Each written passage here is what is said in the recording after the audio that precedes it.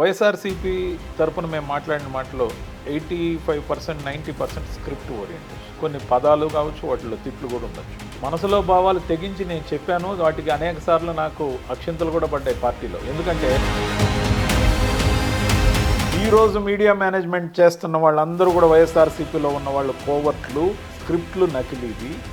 ఆయన్ని మెప్పించడం కోసం రాస్తున్నారే కానీ ఆయనకి నష్టం జరుగుతున్న స్క్రిప్ట్లు రాస్తున్నారు. వాళ్ళు కోవర్ట్లుగా పక్క పార్టీలకు పనిచేస్తున్నారు అనేది నా ప్రధానమైన ఆరోపణ. సార్ అయినప్పటికీ జగన్ ప్రధానమైన ఆరోపణ.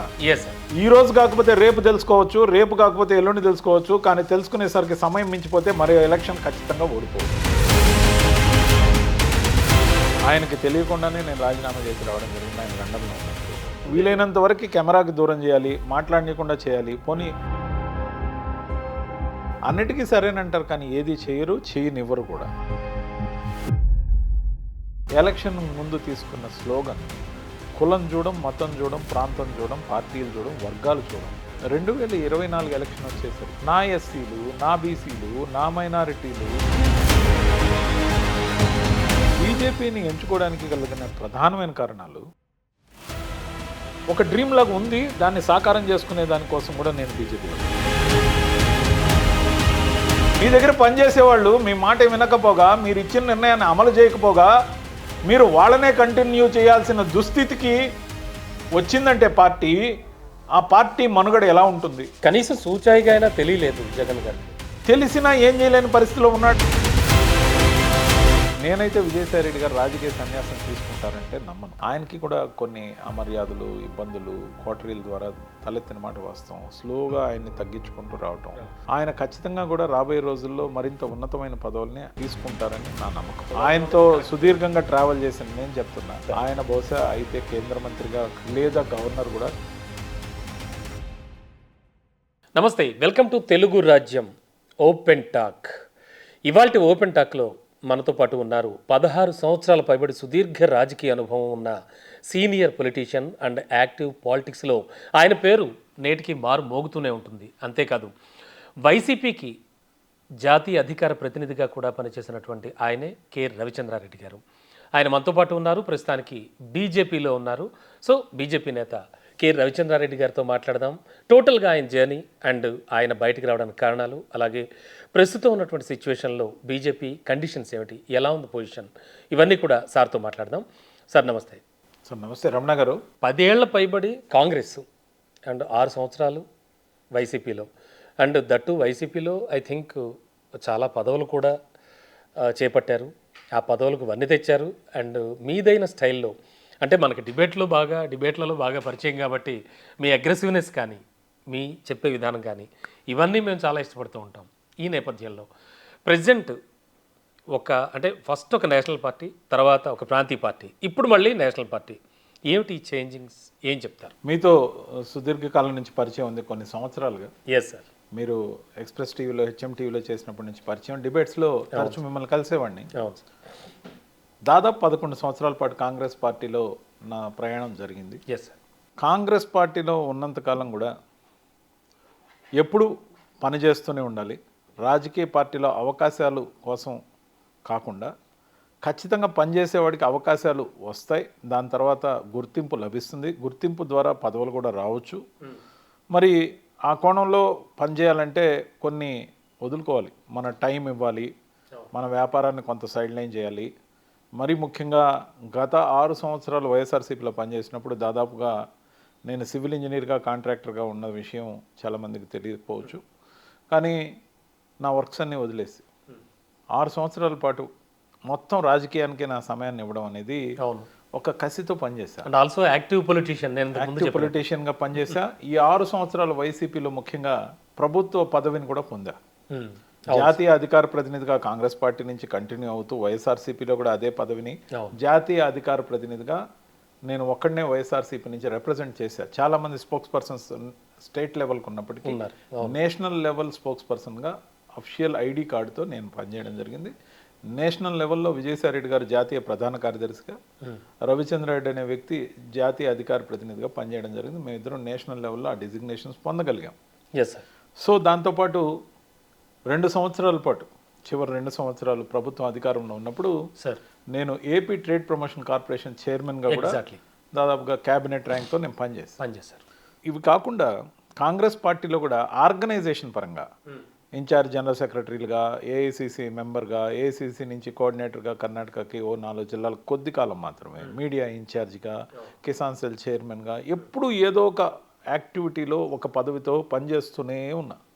ఈ పనిచేసే క్రమంలో నాకు వచ్చిన పేరు మొత్తం కూడా either it may be in Congress or in YSRCP, మీడియాకి నేను అటెండ్ కావడం, పార్టీని డిఫెండ్ చేయడంతో పాటు ప్రత్యర్థి పార్టీలని వాళ్ళు చేసే పాలసీస్లో ఉన్న లోపాలని ఎండగట్టడం అనేది ఏదైతే జరిగిందో, కంటెంట్ ఓరియంటెడ్గా రవిచంద్రారెడ్డి అనే వ్యక్తి ఒక అతను డిబేటర్ ఉన్నాడు, అతను మాట్లాడుతున్నాడు అనే ఒక సపరేట్ ఐడెంటిటీ కాంగ్రెస్ పార్టీలోనే వచ్చిన మాట వాస్తవం. సబ్సిక్వెంట్గా నేను నేషనల్ లెవెల్లో నేషనల్ డిబేట్లలో ఇప్పుడు పార్టిసిపేట్ చేశాను, అది ఎక్కువ మందికి రీచ్ అవ్వడం జరిగింది. దాని తర్వాత వైఎస్ఆర్సీపీలోకి రావడం, ముఖ్యంగా రాహుల్ గాంధీ గారు చంద్రబాబు నాయుడు గారు ఒకటిగా కలిసి తెలంగాణ ఎలక్షన్లో పోటీ చేయాలని డిసైడ్ అయినప్పుడు అధికారంలో లేని కాంగ్రెస్ పార్టీలో కూడా అన్ని సంవత్సరాలు కొనసాగిన నేను విధానపరమైన ఆ నిర్ణయం నాకు నచ్చక రాజీనామా చేసి సో వైఎస్ఆర్సీపీకి రావడం జరిగింది. సార్ ఇక్కడే ఒక చిన్న బ్రేక్ వేస్తున్నా మీకు. సార్ కాంగ్రెస్లో అంటే ఒక జాతీయ పార్టీలో కోర్స్ అంటే జయాపజయాలన్నవి ఎప్పుడు వస్తూ ఉంటాయి పోతూ ఉంటాయి. ఒక నేషనల్ పార్టీ నుంచి ఒక ప్రాంతీయ పార్టీకి రావాలి అంటే, ఈ పార్టీలో జాయిన్ అవ్వాలంటే వైఎస్ఆర్సీపీలో జాయిన్ అవ్వడానికి ట్రిగ్గర్ పాయింట్ ఏది సార్? ఏది చూసి ఆకర్షితులయ్యారు? దానికన్నా ముందు సార్ జాతీయ పార్టీలో ఉన్నప్పటికీ ఎస్ మనం భారతదేశం అంతా నాకేమీ అసైన్మెంట్స్ ఇవ్వలేదు. నాకు ఇచ్చిన అసైన్మెంట్ ఆంధ్రప్రదేశ్ కాంగ్రెస్ పార్టీకి పనిచేసే విధానం. కేవలం 4 నెలల నుంచి 6 నెలల పాటు కర్ణాటకలో 4 జిల్లాలకి చేశాను మాత్రం. సో అల్టిమేట్గా కాంగ్రెస్ పార్టీ తరపున నేను రిప్రజెంట్ చేసిన ఆంధ్రప్రదేశ్ పాలిటిక్స్కే, not in Telangana, not in Karnataka, not in other state. So however I'm serving on behalf of Congress party to Andhra Pradesh. So ఆంధ్రప్రదేశ్కి సంబంధించి అక్కడ ఉన్న జగన్మోహన్ రెడ్డి గారి పాదయాత్ర జరుగుతున్న సమయంలో నేను ఏదైతే నిర్ణయం తీసుకున్నానో, ఆయన పాదయాత్ర మొదలుపెట్టినప్పుడు కాదు కానీ జనాలు ఆయనతో మమేకం అవుతున్న తీరు ఒకవైపు ఆకర్షితుడిని అయినప్పటికీ నేను రఘువీరారెడ్డి గారితోనే కంటిన్యూ అయ్యాను. ఇన్ఫ్యాక్ట్ అనంతపురం జిల్లాలో జగన్ గారి పాదయాత్ర పెద్ద ఎత్తున ఉవ్వెత్తున ఒక కెరటంలాగా నడుస్తున్నప్పుడు కాంగ్రెస్ పార్టీ తరఫున కళ్యాణదుర్గంలో నేను రఘువీరారెడ్డి గారితో కలిసి చిన్నపాటి పాదయాత్రలు చేశాం. కానీ జగన్ గారి వైపు జనం ఆ విధంగా తండోపతండాలుగా రావడం చూసి నేను అనుకున్నాను, ఏంది ఇంతమంది జనం ఇట్లా, కానీ నేను మాత్రం రాలేదు. దాని తర్వాత దాదాపుగా ఇంకొక 4 నుంచి 6 నెలల సమయం, 6 నెలల సమయంకు మించి అనంతపూర్ నుంచి ఆయన విజయనగరం దగ్గరకు వచ్చే వరకు నేను పట్టిన టైం దాదాపు ఆయన 1 year పాదయాత్ర చేశారు. 6 నెలలు కూడా కాదు సార్ రమణ గారు, దాదాపు సంవత్సరం. అవును, ఆయన అనంతపూర్ నుంచి అక్కడి దాకా చేయడానికి తీసుకొస్తాను. ఆ సంవత్సరం కూడా నేను కాంగ్రెస్ పార్టీలోనే ఉన్నా. బట్ ఎప్పుడైతే కాంగ్రెస్ పార్టీ అనేక సార్లు చంద్రబాబు నాయుడు గారి ప్రభుత్వాన్ని రఘువీరారెడ్డి గారి నాయకత్వంలో మేము స్టేజ్ల మీద విమర్శించాం. ఆయన చేస్తున్న విధానాలు తప్పు, ఆయన ఇసుక గురించి కానీ అనేక రకాల కారణాలతో ఎండగట్టడం జరుగుతూ వచ్చింది. సో ఆ ఎండగట్టిన క్రమంలో చంద్రబాబు నాయుడు గారిని అన్ని విమర్శలు చేస్తున్న రాష్ట్ర పార్టీ అధ్యక్షుడికి కూడా ఇష్టం లేదు. ఆ రోజు రఘువీరారెడ్డి గారికి కూడా తెలంగాణలో కలిస్తే దాని ఇంపాక్ట్ ఆంధ్రప్రదేశ్లో పార్టీని కొంచెం మళ్ళీ తిరిగి తీసుకురావాలనే ఆలోచన ఏదైతే బెడిసికొడుతుందన్న భావన ఉండిందో, సార్ కాంగ్రెస్ పార్టీ ఈ విధంగా కాంప్రమైజ్ పార్టీగా తయారు కాకూడదని నేను ఓపెన్ లెటర్ రాయడం జరిగింది రఘువీరారెడ్డి గారికి అండ్ రాహుల్ గాంధీ గారికి. Now Congress party became compromise party with corruption and ethics, morals and everything అని. So in this circumstances I'm resigning, please mobilise అని చెప్పి నేను మామూలుగా రాయడం జరిగింది. అది ఒక కార్యక్రమం కాబట్టి చెయ్యాలి, రాజీనామా చేసేటప్పుడు కారణం చెప్పాలి కాబట్టి చెప్పడం జరిగింది. సో ఆ విధంగా నేను వైఎస్ఆర్సీపీలోకి వచ్చేటప్పుడు నాకు నేషనల్ స్పోక్స్ పర్సన్గా అక్కడ ఉన్నాను, నాకు ఇవ్వండి అని అడగడం జరిగింది. కొంచెం ఒక 10 రోజుల డిస్కషన్ తర్వాత ఒక 15 రోజుల లోపలనే నాకు ఆ డిజిగ్నేషన్ కూడా ఇవ్వడం జరిగింది. వచ్చినప్పటి నుంచి నేను పార్టిసిపేట్ చేసిన డిబేట్లు, ముఖ్యంగా ఒక విషయం మీరు అందరూ కూడా ఆలోచించండి, సమకాలీన రాజకీయాల్లో తెలుగు రాష్ట్రాల్లో కానీ ఎక్కడ కూడా డిబేట్లు చేసేవాళ్ళు ఒక ఉద్యమంలాగా మాత్రం ఎప్పుడు చేయరు. నేనైతే దారిలో వెళ్తున్నప్పుడు నా ఫ్యామిలీని రోడ్డు మీద దింపి క్యాబ్లో పంపించేసి కూడా నేను డిబేట్కి వెళ్ళేవాడిని.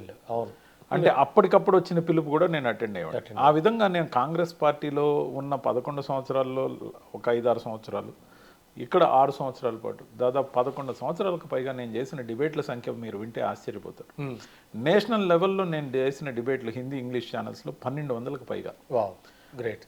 YouTube channels, Telugu channels, national channels అన్నీ కలిపి నేను చేసిన డిబేట్ల సంఖ్య 6000కు పైగా. అన్ని డిబేట్లు సమకాలీన రాజకీయాల్లో ఎవరు చేయరు, ఎందుకంటే it is not a pumping up, అంత యాటిట్యూడ్తో ఎవరు పనిచేయరు. నేను అంత కష్టపడి పనిచేయడానికి కారణం పేరుతో పాటు ఎలాగైనా నేను చట్టసభలోకి ఎంటర్ కావాలి, కుదిరితే ఎమ్మెల్యే కావాలి, కానీ అంత డబ్బు లేదు, కానీ ఎమ్మెల్సీ అయినా కావాలని, చట్టసభలో నా వాణిని వినిపించాలని బలంగా కోరుకున్నాను. అందుకోసమే నా వర్క్లు కానీ వేరే ఇతరితర వ్యాపకాలు కానీ కూడా పక్కన పెట్టి ఫుల్ టైం సో పార్టీ ఆఫీస్కి పోవడం, లేకపోతే పార్టీ కార్యక్రమాలకు అటెండ్ కావడం, లేకపోతే డిబేట్లకు పోవడం, మార్నింగ్ ఈవినింగ్ తో పాటు స్పెషల్. సో ఎప్పుడు కూడా పార్టీ యాక్టివిటీకి మమేకం అయిపోయారు. అవునండి, అది ఒక ఫుల్ టైము. ఒక ఇంట్లో కూడా సహకారం లేకపోయినా అలాంటి విషయాలకి అబ్జెక్షన్స్ వస్తున్నప్పటికీ కూడా నిర్లక్ష్యం చేసాం. ఎందుకంటే ఇంటిని పట్టించుకోవట్లేదు, లేకపోతే వ్యాపారం చేయట్లేదు అన్నప్పుడు ఏ ఇంట్లో అయినా ఉంటుంది. బట్ ఒక గోల్ పెట్టుకొని పనిచేయాలనే ఉద్దేశంతో చేసి నేను ఎమ్మెల్సీ కాలేకపోయినా చైర్మన్ దగ్గర ఆగిపోయాను. కానీ దాంట్లో కొంత అసంతృప్తి ఉన్నా కొంత గొప్ప న్యాయం మాత్రం నాకు జరిగింది. చాలా మందికి అది కూడా జరగలేదు. కానీ ఈ రోజున వైఎస్ఆర్సీపీ పార్టీ నుంచి బయటకు రావడానికి ప్రధానమైన కారణం జగన్మోహన్ రెడ్డి గారి యొక్క ఆదరణ లేక మాత్రం కాదు. జగన్మోహన్ రెడ్డి గారే నాకు పదవి ఇచ్చారు. జగన్మోహన్ రెడ్డి గారే 2 సార్లు నన్ను పార్టీలోంచి బయటపోవాల్సిన పరిస్థితులు కొంతమంది వ్యక్తుల ద్వారా వచ్చినా ఆయనే నన్ను ఎక్కడికి పోకుండా కాపాడారు. కానీ ఈసారి కూడా నేను బయట రావడానికి కారణం మాత్రం జగన్మోహన్ రెడ్డి గారు కానే కాదు. కోటరీలోని కొందరు వ్యక్తులు జగన్మోహన్ రెడ్డి గారు ఆదేశం ఇచ్చినా వరం ఇచ్చినా దాన్ని పాటించరు. ముఖ్యంగా జగన్మోహన్ రెడ్డి గారు తీసుకునే నిర్ణయాలని వాళ్ళు అమలు పరచరు. అంటే దేవుడు వరం అనేది ఖచ్చితంగా అప్లై అవుతుంది. కాదు సార్, దేవుడు వరం ఇస్తే వాళ్ళకి నచ్చదు. దేవుడిని వాళ్ళు కంట్రోల్లో పెట్టుకొని దేవుడితో ఈ పూజారులు వాళ్ళు పూజారులు అంటే గౌరవం సార్ నాకు, కానీ ఆ పదం వాడిన కానీ సపోజ్ అనుకోవచ్చు మనం. ఎందుకంటే వాళ్ళ ఫీలింగ్ ఏంటంటే సార్, అంటే ఈ కోటరీ మాట బాగా భగవంతుడు అనుసంధానం అయితే మా పాత్ర ఏంటి? సుప్రభాతం పెట్టేది మేము, లేపేది మేము, నైవేద్యం పెట్టేది మేము, అభిషేకం చేయించేది మేము.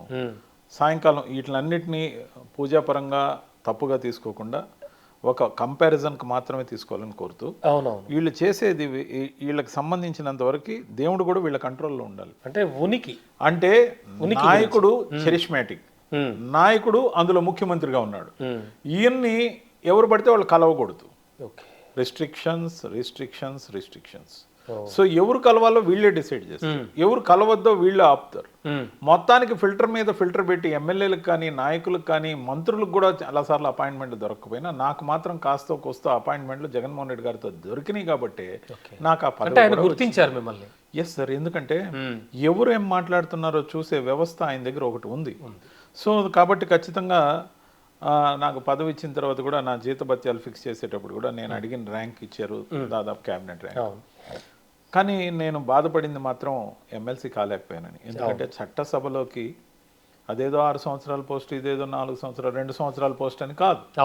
చట్టసభలో మాట్లాడేవాడికి కొంత ప్రాధాన్యత ఇవ్వాలనేది నా కోరికగా ఉండింది. కానీ కుదరల కులాల కోణంలో కెపాసిటీ ఉన్న వ్యక్తి మీరు సార్. ఇప్పుడు ముఖ్యంగా ఎమ్మెల్యేలుగా ఎవరినైనా ప్రజలు ఎన్నుకుంటారు, కానీ ఎమ్మెల్సీలుగా నాయకుడి అనుమతితో సెలెక్టెడ్ పర్సన్స్ని పంపించే వెసులుబాటు ఉంది.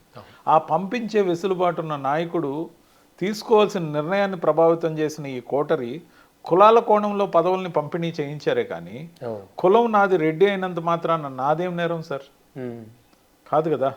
ఇప్పుడు నేను కానీ మీరు కానీ రమణ గారు మనం కోరుకునే ఏదైనా కులంలో పుట్టే అవకాశం ఉందా? God has not given that permission and option to choose our birth in which home we have to take birth. ఇవ్వలేదు కదా. సో ఎక్కడ పుట్టినా ఎక్కడ పెరిగినా అర్హతే ప్రామాణికత అని చెప్పిన పార్టీలో నాకు న్యాయం జరగలే. కానీ రాజీనామా చేయడానికి కారణం అది కాదు. మాట్లాడేవాడికి మైక్ దాచిపెట్టడం, రాసేవాడికి కలం దాచిపెట్టడం, లేకపోతే కత్తి తిప్పగలిగిన సామర్థ్యం ఉన్న సైనికుడికి కత్తి దాచిపెట్టడం, అంటే నైతికంగా దెబ్బ కొట్టడం. నైతికంగా ఇప్పుడు నేను ఒక డిబేటర్గా ఉంటే నన్ను పార్టిసిపేట్ చేయకుండా ఆపటం, లేకపోతే పైకేమో జగన్మోహన్ రెడ్డి గారి ముందు ఆయనకి అన్ని చేస్తున్నాము, అన్ని దగ్గరలో పంపిస్తున్నాం అని చెప్పి డైరెక్ట్గా ఛానల్స్కు ఫోన్ చేసి సదరు వ్యక్తులు అతన్ని పిలవద్దు, ఎంకరేజ్ చేయొద్దు అని చెప్పి నియంత్రిస్తుంటే ఇప్పుడు నా ఉనికి వాళ్ళకి కష్టంగా ఉంది. నా ఉనికి వాళ్ళకి థ్రెటనింగ్గా ఉంది. అంటే వాళ్ళ కోఆర్డినేటర్ల పదవిలో లేకపోతే వాళ్ళ కోటరీ పదవిలో నేను తీసుకుంటాను కాదు, కానీ when I challenge them, they felt the ego that they are having, that superior power has been challenged. Tomorrow some others may challenge them. Yes. So ఆ ఫీలింగ్తో నా మీద అణచివేత చర్యలు ఏవైతే ఏర్పడ్డాయో అది నాకు చాలా కష్టంగా అనిపించింది. నాయకుడికి వెళ్ళి ఈ విధంగా జరుగుతుందని చెప్పడం, నాయకుడు పదే పదే వాళ్ళని పిలిచి రవి ఎఫిషియెంట్గా పనిచేస్తాడు, మీరందరూ కలిసి పనిచేయాలా, ఇది ప్రతిపక్షంగా ఉన్న సమయం, అతని సర్వీసెస్ పార్టీకి చాలా ఇంపార్టెంట్ చెప్పిన ఆయన ముందు తలూపటం, వినకపోవడం, ఆ తర్వాత వాళ్ళు చేసేది వాళ్ళు చేయడం, ఇంకొంచెం అతిగా ఆదవడం. సో ఇది పార్టీకి కలిసి వచ్చే అంశం కాదు. ఇది నా ఒక్కడి విషయంలో జరిగిన విషయం మాత్రం నేను చెప్తున్నా. కానీ ఈ రోజు కూడా జరుగుతున్నది ఏంటి సార్, పార్టీ గెలుపు ఓటములు సహజం. గెలిచిన వాడు అధికారం చలాయిస్తాడు, ఓడిపోయిన వాడు ఎందుకు ఓడిపోయామో తెలుసుకుంటాడు, తిరిగి ఖచ్చితంగా అధికారంలోకి రావడానికి శ్రేణులకు ధైర్యం ఇవ్వడానికి సమీక్షలు జరుపుతాడు. ఖచ్చితంగా ఇక్కడ జరుగుతున్నాయి, కానీ జరుగుతున్న తీరు నాకు నచ్చల. ఏంటంటే మమ అనిపించే తీరులో ఏదైతే జరుగుతుందో నిజంగా కారణాలు చెప్పనివ్వాలి, తెలియాలి కదా. అంతేకాదు అధికారంలో ఉన్నప్పుడు నాయకుడికి శ్రేణుల్ని, నాయకుల్ని, కార్యకర్తల్ని అందరినీ దూరం చేశారు. ఇప్పుడు అధికారంలో లేనప్పుడు వారానికి 2-3 రోజులు మాత్రమే జగన్మోహన్ రెడ్డి గారు అక్కడ అవైలబుల్ ఉన్నప్పుడు ఆ 2-3 రోజులు కూడా 3 గంటల సేపు 3.5 గంట మ్యాక్సిమం ఆయన కూర్చున్నప్పుడు లాస్ట్ హాఫ్ అన్ అవర్ తప్ప ఇదే కోటరీ ఆయనతో కూర్చొని ముచ్చట్లు పెట్టుకొని లాస్ట్ హాఫ్ అన్ అవర్లో వెళ్ళేటప్పుడు వెయిట్ చేస్తున్న 300 మందో 500 మందో ఒక్కోసారి 700-800 మందో వచ్చిన వాళ్ళల్లో 50 మందిని ఒక్కొక్కసారి 100 మందిని కలిసి మిగతా వాళ్ళని కలవకుండా వెళ్ళిపోతున్నప్పుడు వాళ్ళకి ఫోటో ఆపర్చునిటీ తప్ప చెప్పేదానికి ఏమీ లేనప్పుడు, సో వాళ్ళందరూ వెళ్ళేటప్పుడు తిట్టే తిట్లు రోజువారీగా నేను పార్టీ ఆఫీస్లో విన్నాను. అంటే సపోజ్ సార్ ఇంత Hmm. జరిగినా కూడా ఈయన మారలేదనే ఫీలింగ్ లో వాళ్ళు తిట్టే తిట్లు పార్టీకి మంచిది కాదు సార్. ముఖ్యంగా ఆయన అనుకుంటే హాల్లోకి రావచ్చు, ఒక్కొక్కసారి 50 మందితో మాట్లాడేయచ్చు, ఒక గ్రూప్ ఫోటో ఇవ్వచ్చు, అందరికి ఫోటో ఇవ్వాల్సిన అవసరం ఉంది సార్. ఒక 2 సెల్ఫీలు గ్రూప్ లో తీసుకోవచ్చు, లేదా అత్యంత ప్రధాన అట్లని కాదు సార్, వీళ్ళే 3 అంచెలు భద్రత ఏర్పాటు చేసి ఎవరన్నా వస్తే మిమ్మల్ని ఏదైనా కోరికలు కోరతారని ఆయనకి లేనిపోని చెప్పి సార్ ప్రతిపక్షంలో ఉన్నప్పుడు ఏం కోరుతారు సార్? ఆదరణ కోరుకుంటారు, వాళ్ళకి అనుమతించమని కోరుకుంటారు. అలా కాకుండా ఇదంతా మీరు పార్టీ అధికారంలో లేనప్పుడు మాట చెప్తున్నారు. పార్టీ అధికారంలో లేకుండా పోయింది 2024 జూన్లో. జూన్ 4వ తేదీ నుంచి అధికారంలో లేము.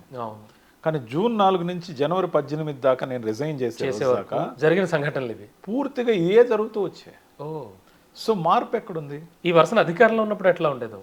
అధికారంలో ఉన్నప్పుడు నాయకుడిని ఎవరు కలవనిచ్చారు సార్? ఇంకా అది లేనే లేదు. సీఎంఓ లోపలికి పోవాలంటే అది పెద్ద యజ్ఞం, ఒక పద్మవ్యూహం, శత్రు దుర్భేద్యం. అబ్బే అసలు కుదరదు సార్. మీరు ఎంతో మంది ఎమ్మెల్యేలను చూసారు, ఎంతో మంది మంత్రులను చూసారు ఆ విధంగా మాట్లాడడం. మాలాంటి వాళ్ళని సీఎంఓ లోపలికి వెళ్ళొచ్చు, కానీ జగన్మోహన్ రెడ్డి గారిని కలవడం సాధ్యం. అంటే నేను చైర్మన్గా ఉన్నాను కాబట్టి సమీక్షలు జరిగేటప్పుడు నాకు అవకాశం ఉంది, లేదా ఎప్పుడైనా ప్రత్యేకంగా నాలాంటి వాడికి కొంచెం అవకాశం దొరకడంతో పాటు ఎక్కడైనా బయట ఆయన ట్రిప్పుల్లో పోయి కలవడం. అంటే సార్ ఇది అందరు ఎమ్మెల్యేలది, మంత్రులది ఇదే సిచ్యువేషన్? 100% ఇదే సిచ్యువేషన్. ఇదే పెద్ద ప్రధానమైన లోపం అయింది ఆ రోజుల్లో సార్. పార్టీ నుంచి ముఖ్యంగా ప్రధానమైన నాయకుల్ని ఎలక్షన్కి ముందు ఎవరైతే పంపించేశారో వాళ్ళ చేతుల్లో ఈరోజు ప్రధానమైన బాధ్యతలను మరి తిరిగి పెట్టడం నాకు నచ్చలేదు. అధికారికంగా లెటర్ హెడ్ మీద సదరు వ్యక్తులకే పార్టీ పరంగా తిరిగి బాధ్యతలు అప్పచెప్పినప్పుడు the same old coterie is there అన్నప్పుడు, జనాల్లో నుంచి కానీ పెళ్ళిళ్ళకి పోయినప్పుడు ఎక్కడికైనా పోయినప్పుడు వాళ్ళని తిడుతుంటే కూడా వాళ్ళకే సర్వం సహా అధికారాలను మళ్ళా కట్టబెట్టడం, సదరు వ్యక్తులే నన్ను ఇబ్బంది పెట్టడం, తిరిగి ఇప్పుడే ఇలాంటి పరిస్థితి ఉంటే మళ్ళీ ఒకవేళ అధికారంలోకి వచ్చినా మాలాంటి వాళ్ళని ఇంకా కలవనిస్తారన్న అసలు ఇంకా గగనం. సో దాంతోపాటు ఇప్పుడు రోజువారీ చర్యలో మీకు కొత్తగా ఎదిగేదేం లేదు. వైఎస్ఆర్సీపీలో ఉండే పదవులు ఎన్ని సార్? అది ఒక ఉప ప్రాంతీయ పార్టీ. బట్ సలహాదారులు చాలా మంది తెలుగు రాష్ట్రాల్లో ఒక్క రాష్ట్రంలోకి ఉన్న పార్టీ. ఇటు బీఆర్ఎస్ కానీ ఇటు వైఎస్ఆర్సీపీ కానీ ఉప ప్రాంతీయ పార్టీ అనుకోవాలి.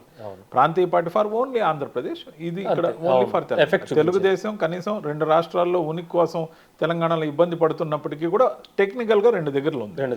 సో పవన్ కళ్యాణ్ పరిస్థితి అక్కడ ఒకసారి ఇక్కడ ఒకసారి అన్నట్టుగా అక్కడ కూడా ఉండదు. కానీ క్లియర్ కట్గా ఆంధ్రప్రదేశ్కు మాత్రమే పరిమితమైన పార్టీ, 13 జిల్లాలకు పరిమితమైన party YSR. YSRCP. Exactly sir. So అటువంటప్పుడు కొత్తగా పదవులు ఏముంటాయి? ఉంటే జనరల్ సెక్రటరీ ఉంటుంది, సెక్రటరీ ఉంటుంది, జాయింట్ సెక్రటరీ ఉంటుంది, లేకపోతే ఏదైనా సెల్స్, వింగ్స్, వాటికి వీటికి మెంబర్లో లేకపోతే ఏదో ఒకటి.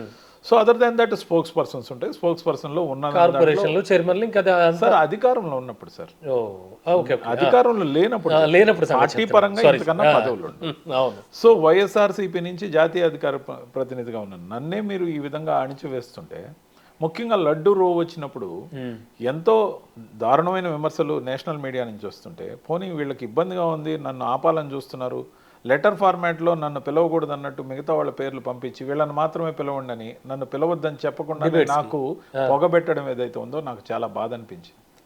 ఆ రోజే నేను ఆ విధంగా రిజైన్ చేయాలని సదరు వ్యక్తి కోరుకున్నాడు. కానీ నేను ఉగ్గబట్టుకొని జగన్మోహన్ రెడ్డి గారితో కొనసాగాలనే ప్రయత్నం నాది ఏదైతే ఉందో, జగన్ గారు నన్ను ఆదరించారు. కానీ అదే వాళ్ళకి నచ్చలే.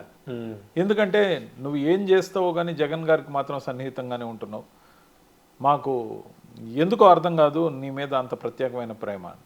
కానీ అంత ప్రేమ ఉన్నప్పటికీ ఆయన్ని వదులుకోవడం అనే చర్య ఏదైతే ఉండిందో, వీళ్ళు పెట్టే రోజువారీ ఇబ్బందులు, రోజువారీ పోయి ఆయన కంప్లైంట్ చేస్తామా సార్? చేయలేము. ఎందుకు కంప్లైంట్ చేయలేదో తెలుసా సార్?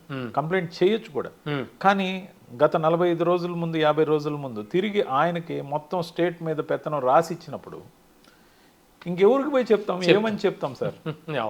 సో ఇది జరిగే పని కాదని అనిపించింది. ఇంతకు మించి కారణాలు ఏం లేవు. అట్ ద సేమ్ టైం నా ముందున్న options Telugu Desam party, Janasena, BJP, లేదా వదిలి వచ్చిన కాంగ్రెస్. వదిలి వచ్చిన కాంగ్రెస్ పార్టీకి వాల్యూస్ లేవని నేను డిసైడ్ చేసి లెటర్ రాసి ఇచ్చొచ్చారు. అవును. సో ఎలక్కి వెళ్ళాం. సో తెలుగుదేశం పార్టీ ఇమీడియట్గా రూలింగ్లో ఉన్న పార్టీ. రూలింగ్లో ఉన్న పార్టీకి పోతే ఆ రోజు వరకు చంద్రబాబు నాయుడు గారిని వైఎస్ఆర్సీపీ తరఫున అన్ని మాటలని అక్కడికి వెళ్ళి అధికారంలో ఉంది కదా అని వెళ్ళడం ఎంతవరకు న్యాయం అని అనిపించింది. ఎథిక్స్ ఆలోచించారు బాగా. ఖచ్చితంగా ఆలోచించడంతో పాటు ఇది కరెక్ట్ కాదని నా నిర్ణయం. జనసేన కూడా అదే పద్ధతిలో, ముఖ్యంగా వైఎస్ఆర్సీపీ తరఫున మేము మాట్లాడిన మాటలో 85%, 90% స్క్రిప్ట్ ఓరియంటేషన్, పార్టీ ఇచ్చిన స్క్రిప్ట్. ఒక 10% మేము నాయకుడికి నచ్చాలి, పార్టీలో ఎదగాలి కాబట్టి సొంతంగా జోడించిన కొన్ని పదాలు కావచ్చు, వాటిలో తిట్లు కూడా ఉండొచ్చు. అంటే మీరు ఓన్గా చెప్పడానికి ఏముండదు, అక్కడేం ఉండదు సార్. అంటే మన మనసులో భావాలు చెప్పడానికి లేదు. మనసులో భావాలు తెగించి నేను చెప్పాను. వాటికి అనేక సార్లు నాకు అక్షింతలు కూడా పడ్డాయి పార్టీలో. ఎందుకంటే పార్టీలో జరుగుతున్న లోపాలని బహిరంగ వేదికల మీద చెప్పబట్టే, ఇంక్లూడింగ్ సాక్షి ఛానల్లో కూడా మాట్లాడేయబట్టే నాకు ఈ పరిస్థితి వచ్చింది. మనం ఇలా చేస్తే ఇలా అయిపోతాం అని చెప్పి నేను ఒక్కనే ధైర్యం చేశాను. పార్టీలో ఎవరు అంత ధైర్యం చేయలేదు. కానీ ఆ కారణాలతో 1-2 సార్లు నన్ను తప్పించాలని చూసినా జగన్మోహన్ రెడ్డి గారు నన్ను కాపాడారు. ఆయనకి తెలియకుండానే నేను రాజీనామా చేసి రావడం జరిగింది ఆయన లండన్లో ఉన్నప్పుడు. కానీ ఆయనకి చెప్పి పొమ్మని కొందరు చెప్పినప్పటికీ, చెప్తే ఆయన నన్ను ఇలా వదులుకోరు కాబట్టి చెప్పకుండా పోవడమే కరెక్ట్. రిజైన్ చేశాక ఆయన చెప్పారా? అంటే రిజైన్ చేశాక మాట్లాడడం అనేది కరెక్ట్ కాదు. ఇంకా ఆయనకైతే తెలియదు. మీరు ఆయనకి రిజైన్ చేసే రోజుకి అసలుకి నేను వెళ్ళిపోతాను అసలుకి తెలియదు. ఆయన లండన్లో ఉన్నారు. సో ఖచ్చితంగా కూడా ఇంట్లో నుంచి కూడా జగన్ వదిలేయడం కరెక్ట్ కాదు అని చెప్పినప్పటికి కూడా రాజకీయ కోణంలో ఆలోచించారు. సరే, అభిమానం వేరు. ఒక నాయకత్వం మీద, ఒక పార్టీ అధ్యక్షుడిగా ఆయన నాకు ఇచ్చిన పదవి మీద, ఆయన మీద ఉన్న గౌరవం, ఆయన మీద ఉన్న మర్యాద అలా ఉంటుంది. కానీ నా రాజకీయ ఎదుగుదల, నన్ను రాజకీయంగా అణిచివేస్తున్న తీరు, మరి నా ఎదుగుదల సహించలేని వ్యక్తులకే మళ్ళీ తిరిగి పార్టీ పవర్స్ అన్ని వాళ్ళ చేతుల్లో ఉండటం ఎంత మాత్రం నాకు పనికొచ్చే అంశం కాదు. నేను ఏ పని కూడా చేయకుండా ఆపుతున్నప్పుడు నేను అక్కడ ఉండి లేనట్టు ఉనికి కోల్పోయి ఉండడం సమంజసం కాదనిపించింది. ఉనికే లేనప్పుడు నన్ను వీలైనంత వరకు కెమెరాకి దూరం చేయాలి, మాట్లాడనీయకుండా చేయాలి. పోనీ పార్టీ పని అడిగా, ఓ జనరల్ సెక్రటరీగానో లేకపోతే ఏదైనా ఒక జిల్లాకో లేకపోతే ఎటన్నా పార్టీ యాక్టివిటీ చేద్దామని అన్నిటికీ సరేనంటారు, కానీ ఏది చేయరు, చేయనివ్వరు కూడా. సో ఈ విధమైన అణిచివేతతో పార్టీకి సేవ చేయలేనప్పుడు పార్టీలో ఉంటే ప్రయోజనం ఏంటి? పార్టీ వదలడం శ్రేయస్కరం అని నేను నిర్ణయం తీసుకున్నాను. అట్ ద సేమ్ టైం 13 జిల్లాల పార్టీకి ఇక మీదట పరిమితం కాకూడదు. ఒక జాతీయ పార్టీలో ఉండి వచ్చిన అనుభవం దేశంలో ఎక్కడికైనా తిరిగి పనిచేయగలడానికి అవకాశం తీసుకుందాం. ఆల్రెడీ ఎందుకంటే నేషనల్ వైడ్ కూడా మాట్లాడుతూ వస్తున్నారు మీరు. నేషనల్ స్పోక్స్ పర్సన్గా మాట్లాడడంతో పాటు అనర్గళంగా నేను హిందీ మాట్లాడతాను, అది కూడా యాడెడ్ అడ్వాంటేజ్. హిందీ స్పీచ్లు రాస్తాను. ఓ సో హిందీలో ఏదైతే నేను హిందీ పండిట్గా ఉన్నానో I'm having that enormous capacity. Super. So నేను పంచ్ లైన్లు రాస్తాను, సో బుల్లెట్ పాయింట్స్ రాస్తాను, స్పీచ్లు రాస్తాను. జర్నలిజం అంటే ప్యాషన్. వాయిస్ అనే ఒక మ్యాగజైన్ నడిపెడుతున్నాను.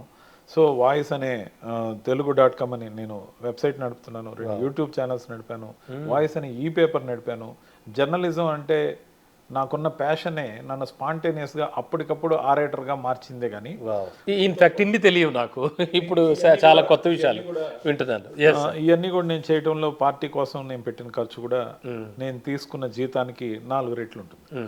సో ఖచ్చితంగా ఏ కోణంలో చూసినా పార్టీకి నేను చేసిన పని ఎక్కువగానే చేశాను, ఎప్పుడు పూర్తి మనసుతో చేశాను. ఇక్కడ మనకు అవకాశం లేనప్పుడు నేను ఎంచుకున్న పార్టీ బీజేపీ. ఎందుకు? కాంగ్రెస్ పార్టీలో ఉన్నప్పుడు బీజేపీని కూడా విమర్శించాం, వైఎస్ఆర్సీపీలో ఉన్నప్పుడు బీజేపీని పెద్దగా విమర్శించలే, మా లైన్ అది కాదు. సో మేము కాన్సన్ట్రేటెడ్ టు చంద్రబాబు నాయుడు గారు అండ్ పవన్ కళ్యాణ్. సో బీజేపీని ఎందుకు ఎంచుకున్నా? బీజేపీని ఎంచుకోవడానికి కలిగిన ప్రధానమైన కారణాలు, అప్పట్లో వాజ్పేయి గారిని అద్వానీ గారిని కాలేజీ రోజుల్లో అభిమానించి వాళ్ళ స్పీచ్లు వినడానికి వెళ్ళేవాడిని, కానీ బీజేపీలోకి పోకుండా కాంగ్రెస్లోకి పోవడం జరిగింది. ఉత్తేజభరితంగా అనర్గళమైన ఉపన్యాసాలు, సుదీర్ఘంగా గంటల తరబడి మాట్లాడిన, ముఖ్యంగా గూస్ బంప్స్ వచ్చేటట్టు ఏదైతే వాళ్ళు మాట్లాడే విధానం, ఎక్కడ బోర్ కొట్టకుండా వాళ్ళని అంత గొప్ప ఆరేటర్లుగా చూసి ఆ బాణీని అందిపుచ్చుకోవాలనే ఆశ ఉండేది. అంత స్థాయిలో కాకపోయినా కొంత స్థాయిలో ఒక ఆవగింజైనా అంతైనా నేను నేర్చుకున్నాను కూడా. సో మాట్లాడే దాంట్లో విషయం ప్రాధాన్యత ఉండాలి, దాంట్లో సబ్జెక్ట్తో పాటు ఆ ఫైర్ ఉండాలి, దాంతోపాటు చెప్పేది ప్రజల్లోకి తీసుకెళ్లే క్రమంలో ఎక్కడ అసభ్యత ఉండకూడదు, ఖచ్చితంగా వాళ్ళకి రీచ్ కావాలి అనే పట్టుదలతో నేను పనిచేశాను. సో ముఖ్యంగా బీజేపీని మోడీ గారు, షా గారు ఏదైతే ఈ ద్వయం నడుపుతున్నారో, జాతీయ పార్టీగా ఉన్న బీజేపీలో వీళ్ళు తీసుకున్న కొన్ని నిర్ణయాలు నన్ను బాగా ప్రభావితం చేశాయి. ఒకటి, మనకి 1947లో వచ్చిన స్వాతంత్రం వచ్చిన తర్వాత ఒక మరక మిగిలింది ఈ దేశానికి. ముఖ్యంగా హై స్కూల్లో ఉన్నప్పుడు మేము గోడల మీద చూసేవాళ్ళం, కాశ్మీరం మా సింధూరం, రక్తాన్నైనా చిందిస్తాం, దాన్ని కాపాడుకుంటామని. అది నిజం చేసిన ద్వయం నరేంద్ర మోడీ గారు, అమిత్ షా గారు చేసిన పని. ఆర్టికల్ 370 రద్దు అయ్యే వరకు ఆ రద్దు చేసిన ఘనత వాళ్ళ ఇద్దరితో పాటు ఎంటైర్ ఎన్డీఏ సపోర్ట్ కావచ్చు, బీజేపీ పార్టీ ప్రధానమైన భూమికి కావచ్చు, దానికి నిర్ణయాత్మకమైన వైఖరితో పనిచేసిన సాక్షాత్తు ప్రధానమంత్రి నరేంద్ర మోడీ గారు కావచ్చు, అమిత్ షా గారు కావచ్చు, తీసుకున్న పట్టుదల, చిత్తశుద్ధి ఏదైతే ఉందో, ఆర్టికల్ 370 రద్దు. ఆ రద్దుతో జరిగిన ఈ దేశ గౌరవం ఏదైతే పెరిగిందో దానికి నేను సెల్యూట్ చేస్తాను. ఒక భారతీయుడిగా మనం అందరం కూడా సెల్యూట్ చేయాల్సిన అవసరం. ఎందుకంటే మన దేశం భారతదేశం, భారతదేశంలో అంతర్భాగంగా కాశ్మీర్ని మనం చూపిస్తున్నాం, మ్యాప్లో ఉంది. మరి అక్కడ 2 ఫ్లాగ్లు ఎగరడం ప్రతి భారతీయుడికి అవమానం అని భావించిన వీళ్ళు దాన్ని కరెక్ట్ చేసిన తీరు నాకు నచ్చింది. ఇప్పుడు 2 ఫ్లాగ్లు అక్కడ ఎగరట్లా, గర్వంగా సగర్వంగా ఒక భారతీయ జెండా మాత్రమే, భారతదేశ జెండా ఎగురుతుంది. అంతేకాదు అక్కడ కంట్రోల్ చేసిన తీరు మీరు చూడండి. నోట్ల రద్దుని అందరూ విమర్శించారు, కానీ నోట్ల రద్దు తర్వాత విదేశాలు మన కరెన్సీని ముద్రించి టెర్రరిస్టులకి ఇచ్చి ఆ డబ్బుతో మన జవాన్ల మీద రాళ్ళు వేయించడం, విధ్వంసం సృష్టించడం ఇప్పుడు ఆగిపోయింది.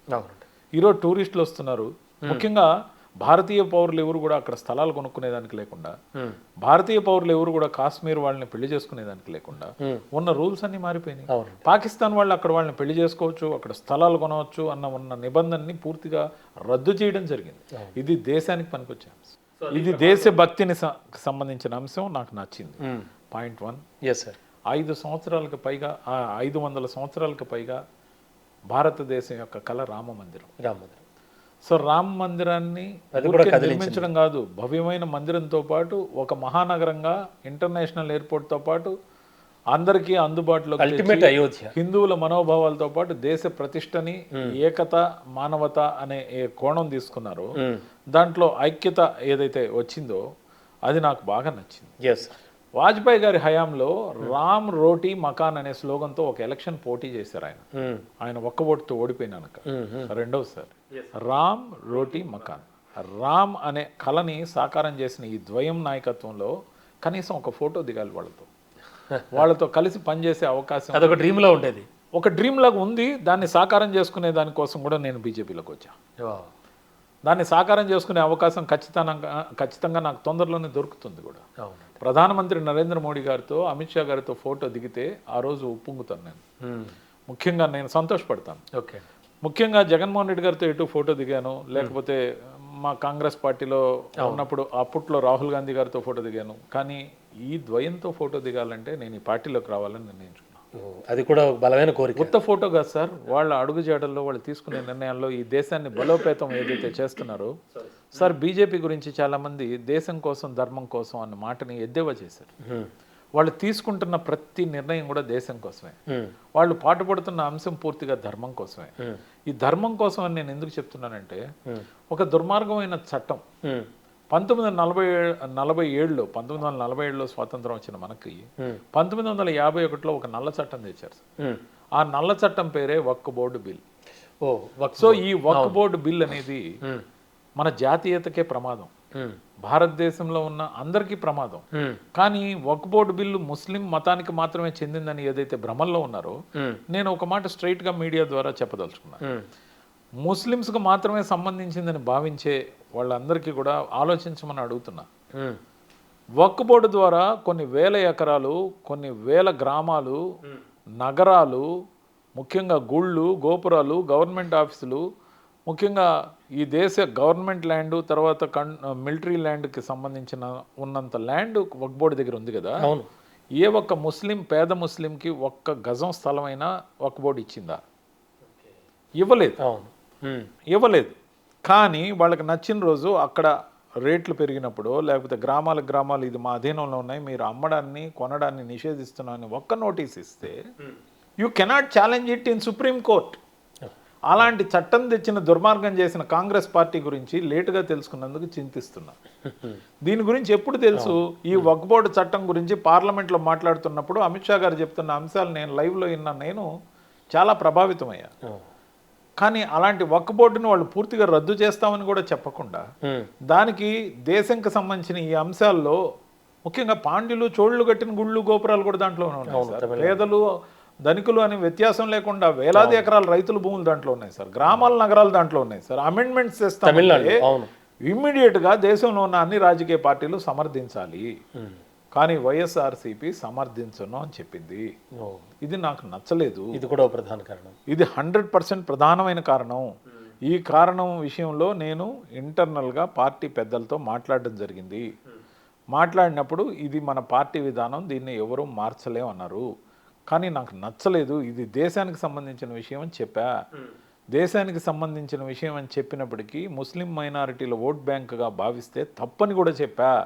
అంతేకాదు కంపారిజన్ కూడా ఒక విషయం చెప్పా. చంద్రబాబు నాయుడు గారు బీజేపీతో అలయన్స్లో 2 ఎలక్షన్లు గెలిచారు. పర్టికులర్గా ఈ ఎలక్షన్ 24లో గెలిచిన తర్వాత నంద్యాల నుంచి ఫరూక్ గారు ఎమ్మెల్యేగా గెలవడంతో పాటు మంత్రిగా ఉన్నారు. అలయన్స్లో బీజేపీతో ఉన్నప్పుడు ముస్లింగా ఉన్న ఫరూక్ గారు గెలవడంతో మంత్రిగా ఉన్నారు. Nobody is going to see this issue in that level అని కూడా చెప్పడం జరిగింది. కానీ కేటగారికల్గా దీనికి మేము మద్దతు ఇవ్వమని చెప్పడం నాకు నచ్చలేదు. ఇది దేశానికి సంబంధించిన అంశంలో ఓట్ బ్యాంక్ రాజకీయాలు ఏంటి సార్? ముఖ్యంగా అతి ప్రధానంగా 151 సీట్లు వచ్చినప్పుడు, నేను వైఎస్ఆర్సీపీలో చేరినప్పుడు ఎలక్షన్ ముందు తీసుకున్న స్లోగన్ కులం చూడం, మతం చూడం, ప్రాంతం చూడం, పార్టీలు చూడం, వర్గాలు చూడం, అర్హతే ప్రామాణికత. అర్హత ఉంటే స్కీమ్ వస్తుంది, పదవి వస్తుంది, పని దొరుకుతుంది. ప్రతి విషయంలో అర్హతే ప్రామాణికత. సో అర్హతకి కొన్ని గైడ్ లైన్స్ పెట్టారు. పావర్టీ లైన్ వేరే కావచ్చు, లేకపోతే ఇంకోటి కావచ్చు. అర్హత ఉన్న వాళ్ళు ఎవరు కూడా చాలా మంది చట్టసభల్లోకి పోలేదు. అక్కడ కూడా కులాల కోణంలోనే పోయినాయి. అది ఎంతగా అయిపోయిందంటే ఆఖరికి 2024 ఎలక్షన్ వచ్చేసరికి నా ఎస్సీలు, నా బీసీలు, నా మైనారిటీలు అని వర్గీకరణ చేసే విధంగా స్లోగన్ తీసుకుంటే ఆ స్క్రిప్ట్ రాసిన వాళ్ళని ఏం చేయాలి సార్? ఆ స్క్రిప్ట్ పలికించిన రోజు గెలిపే లక్ష్యంగా సార్. గెలుపని ఎలా అంటారు సార్? నేను ఒకటే అంటాను, సమాజంలో ప్రతి కులంతో పెనవేసుకుపోయింది. దాన్ని కులం కోణంలో చూసినప్పుడు మనం ఓటు బ్యాంక్గా భావించే వాళ్ళు మనతో వస్తారని భ్రమపడ్డారు.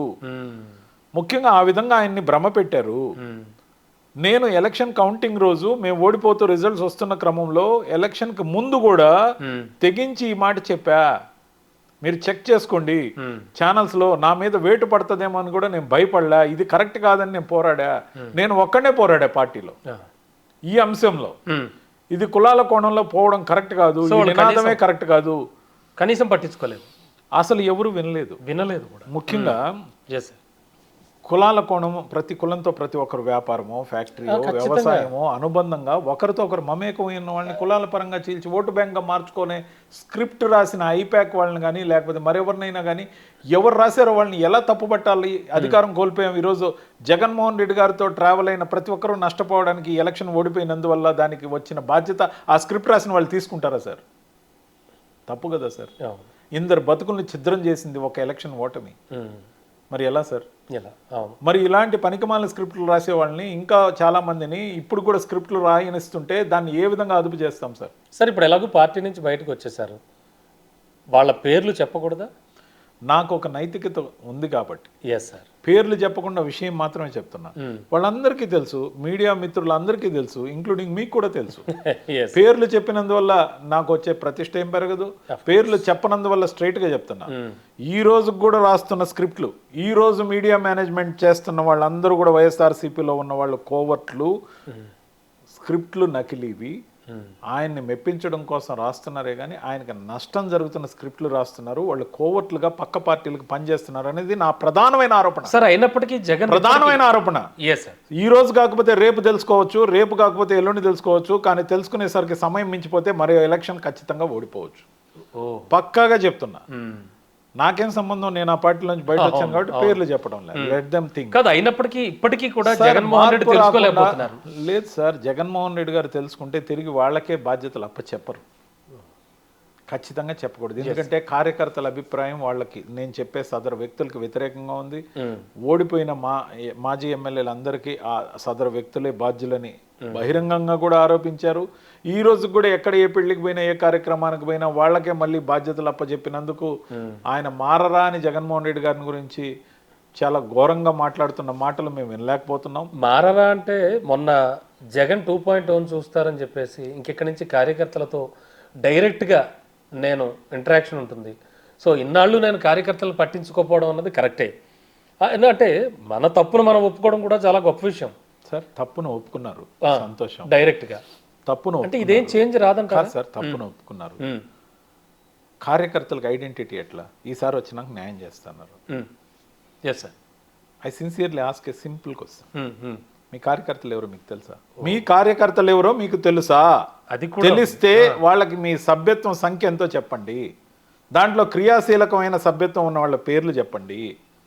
మీరు గుర్తింపే లేదు, గుర్తింపు కార్డే ఇవ్వలేదు, సభ్యత్వమే చేయలేదు, వాళ్ళ క్రియాశీలక సభ్యులు లేరు.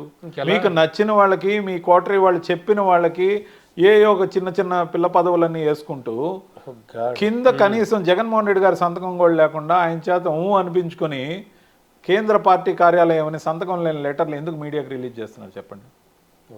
పక్కన తెలుగుదేశం పార్టీ సభ్యత్వం చేసింది, సాక్షి పేపర్లో సైతం ఒక యాడ్ ఇచ్చింది, 1,05,00,000 మంది మా సభ్యులు అని చెప్పింది. వాళ్ళ సభ్యులందరికీ ఐడి కార్డులు ఉన్నాయి, బార్ కోడ్లు ఉన్నాయి, వాళ్ళ ఫోన్ నంబర్లు ఉన్నాయి. ఐ థింక్ జనసేనకు కూడా ఉన్నట్టున్నాయి. జనసేనకు కూడా దాదాపుగా అదే ప్యాటర్న్ ఫాలో అవుతుంది, ఇన్సూరెన్స్ చేస్తున్నారు. వైఎస్ఆర్సీపీ కార్యకర్తలకు ఏం మిగిలింది, ఏం ఒరిగింది? రాబోయే రోజుల్లో న్యాయం చేస్తున్నారు, మంచిది, సంతోషం. కానీ మీ కార్యకర్తలు మీరు ఎలా గుర్తిస్తారు? అంటే వాళ్ళు చెప్పిన వాళ్ళు మీ కార్యకర్తలు ఆ రోజు కూడా పైరవేనా? నేను స్ట్రైట్ గా అడుగుతున్నా. మీకు ఎవరో తెలియనప్పుడు ఎలా చేయగలరు? సో సభ్యత్వం లేని పార్టీగా ఉండడం కరెక్ట్ కాదు. ముఖ్యంగా ఇవన్నీ మీకు ముందే తెలియదా? తెలుసు సార్. టీఆర్ఎస్ ఈరోజు బీఆర్ఎస్ ఫస్ట్ ఎలక్షన్ గెలిచినప్పుడు వాళ్ళకి కార్యవర్గం లేదు. అంటే పైన కేటగిరీల్లో మాత్రమే ఉన్నారు, సభ్యత్వం చేయలా. కానీ తర్వాత అధికారంలోకి వచ్చినాక ఎంత వ్యవస్థీకృతం అయ్యారంటే మండల్ లెవెల్ వరకు, గ్రామం లెవెల్ వరకు కూడా వాళ్ళ ఆఫీస్ వాళ్ళకి ఏర్పడింది. నాట్ ఓన్లీ నియోజకవర్గం, not only district head quarter. Just 5 yearsలో they established themselves in full scale. And కార్యకర్తల సమాహారాన్ని అఫిషియల్గా రిజిస్టర్ చేయడంతో పాటు, ఇన్సూరెన్స్ చేయడంతో పాటు వాళ్ళకి ఒక కోడ్ ఇచ్చి ఆ కోడ్ని కొడితే వాళ్ళ చరిత్ర వచ్చేలాగా, వాళ్ళు చేస్తున్న యాక్టివిటీ రిపోర్ట్ వచ్చేలాగా చేసుకున్నారు. పార్టీ ఆఫీస్ కూడా ఏం వైఎస్ఆర్సీపీ ఎందుకు చేయలేదు? అంటే జగన్ సెంట్రిక్ గా జరుగుతున్న రాజకీయం, జగన్ గారు సంపాదించుకొస్తారు అధికారం, మనం అనుభవిద్దామనే కోటరీ యొక్క దుర్మార్గమైన ఆలోచన. అధికారం సంపాదించాలంటే జగన్మోహన్ రెడ్డి గారు కావాలి, కష్టపడాలి జనంలో తిరగాలంటే జగన్మోహన్ రెడ్డి గారు కావాలి, ఏ తప్పులు జరిగినా దానికి బాధ్యత జగన్మోహన్ రెడ్డి గారిదని చెప్పుకుంటూ వీళ్ళు తిరగాలి. కానీ ఆయనకు వచ్చిన అధికారాన్ని వీళ్ళు మాత్రమే అనుభవించాలి. ఏం సుఖపడ్డాడు సార్ జగన్మోహన్ రెడ్డి గారు ముఖ్యమంత్రి? అంటే ఒక ముఖ్యమంత్రి అయిన తర్వాత ఆయన కొత్తగా ఏమైనా సుఖం పొందాడా, సంతోషాన్ని పొందాడా? ఎప్పుడు ఒత్తిడే కదా సార్, ఎప్పుడు ఆ కోటరీ మధ్యలోనే కూర్చున్నాడు. కానీ కనీసం 4 ప్లేసులకి విహారయాత్రలకు కూడా పోలేదు, ఎవరితో సంతోషంగానూ ఆయన గడపలేదు. ఎక్కడికన్నా పోతే ఏదైనా స్కీమ్ ఇంప్లిమెంట్ చేయడానికి పోయాడు. కానీ ఆయన అనుభవించింది ఏంది, ఆయనకి అసలు లేనిదేంటి? ఆయనకి ఏమన్నా ఆర్థికంగా బలవంతుడు అధికారంలోకి వచ్చాడా, లేకపోతే ముందు నుంచి ఉన్నాడా, లేకపోతే ఆయనే సొంతంగా చాలా సొమ్ము పార్టీ కోసం ఖర్చు పెట్టాడా, లేకపోతే ఆయన పార్టీ కోసం డబ్బులు ఏమన్నా సేకరించాడు? లేదు కదా. కానీ ఈ వ్యక్తులు ఎంత బలపడ్డారో తెలుసా? ఆయన మాట లెక్క చేయనంత, ఆయన ఇచ్చిన ఆర్డర్స్ ఒబే చేయకూడనంత, ఒబే చేయకున్నా వీళ్ళని ఏమీ చేయలేనంత అంత బలపడిపోయారు. మీ దగ్గర పనిచేసేవాళ్ళు మీ మాట వినకపోగా, మీరు ఇచ్చిన నిర్ణయాన్ని అమలు చేయకపోగా, మీరు వాళ్ళనే కంటిన్యూ చేయాల్సిన దుస్థితికి వచ్చిందంటే పార్టీ, ఆ పార్టీ మనుగడ ఎలా ఉంటుంది? కనీసం సూచాయిగా అయినా తెలియలేదు జగన్ గారికి. తెలిసినా ఏం చేయలేని పరిస్థితిలో ఉన్నాడేమనే అనుమానాలు రేకెత్తిస్తున్నారు వీళ్ళు. ఎందుకు రేకెత్తిస్తున్నారో అర్థం కాని పరిస్థితి. కానీ ఇది నా సమస్య కాదు, నేను వచ్చేసా, బయట వచ్చా, కొత్త పార్టీకి వచ్చా. ఇక మీద రాబోయే రోజుల్లో ఇచ్చే ఇంటర్వ్యూల్లో ఆ పార్టీ ప్రస్తావన ఉండదు. బీజేపీ గురించి మాట్లాడడంతో పాటు కూటమిలో బీజేపీ ఉన్నప్పుడు కూటమి ధర్మాన్ని పాటిస్తూ చంద్రబాబు నాయుడు గారు కానీ పవన్ కళ్యాణ్ గారు కానీ పనిచేస్తున్న తీరుని ఎవరైనా విమర్శిస్తే వాళ్ళ తరపున కూడా ఒత్తాసుగా మాట్లాడాల్సిన బాధ్యత కూటమి ధర్మంలో ఉంది. కాబట్టి మరీ ముఖ్యంగా ఢిల్లీ ఎలక్షన్ గెలిచిన తర్వాత నరేంద్ర మోడీ గారు చంద్రబాబు నాయుడు గారిని ఉద్దేశించి ప్రశంసించినప్పుడు నా లైన్ కానీ బీజేపీ లైన్ కానీ అదే. సో ఖచ్చితంగా we have to take that part. It is a part and parcel of the party which I am representing, and that party decision is final. Yes, sir. As a committed soldier and as a worker. So నాకు ఏ designation లేకపోయినా బీజేపీకి సంబంధించి BJP రాజకీయ పాలసీలని, తీసుకుంటున్న అద్భుతమైన నిర్ణయాల్ని, దేశానికి సంబంధించి పనికొచ్చే అంశాలని, దాంతోపాటు సంఘకు సంబంధించిన థాట్ని, ఏదైతే థింకింగ్ ఉందో దాన్ని కలగలిపి బీజేపీ ప్రచారంగా ఒక సాధారణమైన కార్యకర్తగా ఈరోజు నేను బీజేపీలో ఉన్నా. ఇంకా ఇటువంటి డిజిగ్నేషన్ తీసుకోలే, ఇచ్చిన రోజుకే రాని. కానీ నేను మాత్రం చాలా ఓపిక్గా ఉంటానని చెప్పా. బీజేపీలో పదవుల కోసం రాలేదని కూడా చెప్పా. ఖచ్చితంగా వచ్చిన రోజుకి వస్తాయి, కానీ నాకు పని ఇవ్వమని అడిగా. ఖచ్చితంగా పని అప్పచెప్తాను. కుదిరితే ఆంధ్రప్రదేశ్లో ఇవ్వమని చెప్పా, లేకపోతే ఉత్తరాది రాష్ట్రాల్లో అయినా ఏదైనా అసైన్మెంట్ ఇచ్చినా అక్కడికి వెళ్ళి పనిచేస్తా అని చెప్పా. నిబద్ధతతో భారతీయ జనతా పార్టీ జెండాను మోస్తానని చెప్పా. ఆ పని చేసే క్రమంలో వచ్చే పదవుల్ని ఖచ్చితంగా నేను తీసుకుని మరింత గౌరవంగా మీ ముందుకు రాబోయే రోజుల్లో రావచ్చు. Definitely sir. అంటే మీరు మొత్తం చెప్పారు సరే, అంటే పార్టీ నుంచి బయటికి రావడం ఏంటి అనేది చెప్పారు కారణం. బట్ మీరు మొదట మనం ఇంటర్వ్యూ స్టార్ట్ చేసినప్పుడు ఒక మాట అన్నారు, ఒక ఎమ్మెల్సీ కానీ ఒక ఎమ్మెల్యే కానీ, అంటే ఒక ప్రజాప్రతినిధిగా ఉండడం అనేది, వెళ్ళడం అనేది నేను ఒక గోల్గా పెట్టుకున్నాను. అంటే నాకు చాలా ఇష్టమైన పని, అది ఖచ్చితంగా అవ్వాలనుకున్నాను అనేది కూడా చెప్పారు. అది మనసులో ఉందా ఇప్పటికీ? అంటే దానివల్ల కూడా బయటికి రావడానికి కారణం, అది కూడా ఒక ప్రధానమైన కారణమేనా? బయటకు రావడానికి కారణం మాత్రం అది సంపూర్ణంగా కాదు. పని చేసేవాడికి పని ఇవ్వకపోవడం. నేను చెప్పేది దాకా సార్, మీ ఆఫీస్కి, ఆ ఆఫీస్లో పనిచేసే పార్టీ వర్కర్గా, పార్టీ రిప్రజెంటేటివ్గా రోజు పని కోసం వచ్చేవాడికి పని ఇవ్వకపోవడం అవమానం. పని ఇవ్వకపోవడం అవమానం. మన ఇళ్లలో అయినా పని చేయడానికి ఎవరైనా వస్తే రోజు పని చెప్పకపోతే 4 రోజులు, 6 రోజులు, వారం రోజులు, 10 రోజులు చూసి వెళ్ళిపోతారు. సో సేమ్ థింగ్, పొమ్మని లేక పొగబెట్టారు, బయట రావడం జరిగింది. కానీ బయట రావడానికి కారణం, నేను ఎంచుకున్న గొప్ప పార్టీ ఏదైతే ఉందో, ఇది భారతదేశం అంత పార్టీ, భారతీయ జనతా పార్టీ. ఈ రోజున భారతీయ జనతా పార్టీ దేశం అంతా విస్తరించింది. ఇంత పెద్ద పార్టీ, ఇంత పెద్ద దేశం ఏదో ఒక మూల నాకు పని ఇవ్వకపోదు, నా సామర్థ్యాన్ని ఉపయోగించుకుంటుందనే నమ్మకంతో భారతీయ జనతా పార్టీలో చేరడంతో పాటు భారతీయ జనతా పార్టీలో పనిచేస్తే దేశభక్తిని చాటుకోవచ్చు అనే నమ్మకం నాకు ఏర్పడింది. ఖచ్చితంగా కూడా సిటిజన్ చార్టర్స్ బిల్లు కానీ, కామన్ సివిల్ కోడ్ కానీ తేవాలన్న పట్టుదలలో ఈ పార్టీ ఉండడం నాకు నచ్చింది. ముఖ్యంగా సెక్యులర్ కంట్రీ అంటారు. మరి మైనారిటీ మెజారిటీ అని విమర్శించి వాళ్ళకొక చట్టం, మనకొక చట్టం ఏర్పాటు చేయడం కరెక్ట్ కాదని నా ఉద్దేశం. సో యూనిఫామ్ సివిల్ కోడ్ ఈ దేశానికి అవసరం అని పట్టుదలతో పనిచేస్తున్న నరేంద్ర మోడీ గారు, అమిత్ షా గారి అభిప్రాయాన్ని జనంలోకి తీసుకెళ్లడం, వాళ్ళు తీసుకుంటున్న విధానపరమైన నిర్ణయాల గురించి విస్తృతంగా ప్రచారం చేసే గళంగా నేను మారటం, హిందీ రాష్ట్రాల్లో సైతం నేను చేయగలను కాబట్టి ఎక్కడైనా నాకు పని ఇస్తారనే నమ్మకంతో బీజేపీలోకి వచ్చాను. Definitely sir. అండ్ ఒక్కసారి మళ్ళీ వెనక్కి వెళ్తే అంటే ఇప్పుడు వైసీపీ అధికారంలో ఉన్నప్పుడు ప్రవేశపెట్టిన పథకాలు కానీ అంటే ఒకసారి ఓడిపోవడానికి కారణాలు అనేవి చూస్తే, ఎందుకంటే చాలా క్రియాశీలకంగా ఉన్నారు. కోర్స్ మీ చేతులు కట్టినా కూడా మీరు మాత్రం ఏం చేయాలి, ఎలా వెళ్ళాలి అనేది వ్యూహాలు రచిస్తూనే ఉన్నారు. మరి ఈ నేపథ్యంలో ఆ వైసీపీ గవర్నమెంట్లో జగన్మోహన్ రెడ్డి గారు ప్రవేశపెట్టిన పథకాలు కానీ అలాగే వాటికి సంబంధించి కానీ ప్రజలు ఎందుకు తిరస్కరించారు అంటే వన్ వర్డ్ ఆన్సర్ లాగా ఏం చెప్తారు సార్? సార్, వన్ వర్డ్లో చెప్పలేకపోయినప్పటికీ ఒక 2-3 సెంటెన్స్లో చెప్తా సార్. రీజన్స్ చాలా స్పష్టమైనవి సార్. ప్రజలు కేవలం స్కీముల కోసం ఓట్లు వేయరు. మేనిఫెస్టో సంపూర్ణంగా అమలు చేశాయని చెప్పిన అఖిలేష్ యాదవ్కి ఓట్లు వేయలే. యోగి గారి ప్రభుత్వం వచ్చింది, యోగి గారి ప్రభుత్వం రిపీట్ కూడా అయింది. మరి కాంగ్రెస్ పార్టీ మరి అఖిలేష్ యాదవ్ గారు ఇద్దరు కలిసి ప్రశాంత్ కిషోర్ నేతృత్వంలో ఎలక్షన్కి వెళ్ళారు. యోగి గారు ఫస్ట్ టైం గెలిచి వచ్చారు. అంటే అంత స్ట్రాంగ్ కాంబినేషన్ని ఓట్లు చీలకూడదని ప్రశాంత్ కిషోర్ గారి నేతృత్వంలో ఏదైతే వెళ్ళారో దారుణంగా ఓడిపోయారు. కేవలం మేనిఫెస్టో అమలు, స్కీముల ఇంప్లిమెంటేషను పని జరిగేలా చేయదు. యాంటీ ఇన్కంబెన్సీ అనేది కొంత ఫ్యాక్టర్, కానీ నాయకుడి యొక్క కనెక్టివిటీ నిస్సందేహంగా జగన్మోహన్ రెడ్డి గారు చరిష్మాటిక్ లీడర్, కానీ రాజకీయ నాయకుడు కాదు. కేటగరికల్గా చెప్తున్నా, జగన్మోహన్ రెడ్డి గారు గొప్ప చరిష్మాటిక్ లీడర్, ప్రజల్లో అభిమానం, కార్యకర్తల్లో జోష్ ఉన్న నాయకుడు, కానీ ఆయన రాజకీయ నాయకుడు కాదు. ఎక్కడ లౌక్యం ప్రదర్శించాలో, అవసరానికి ఎక్కడ ఎలా తగ్గాలో, ఎక్కడ నెగ్గడానికి కావలిస్తే ఒక లౌక్యంతో కూడిన పొరపాటైనా చేయాలో, ఇవన్నీ రాజకీయంలో పార్ట్ అండ్ పార్సల్. పక్కన మనం తలపడుతున్నది చంద్రబాబు నాయుడు గారు. మరి చంద్రబాబు నాయుడు గారు ఏ విధంగా అయినా తన పార్టీని గెలిపించుకోవడమే ముఖ్యం అనుకుంటాం, తన కార్యకర్తను కాపాడుకోవడమే ముఖ్యం అనుకుంటాం. మనము ఈ రోజున ఓడిపోయిన తర్వాత కార్యకర్తలు అనేక మంది జైళ్లు పాలయ్యారు. మనం కాపాడగలుగుతున్నాం అందరినీ?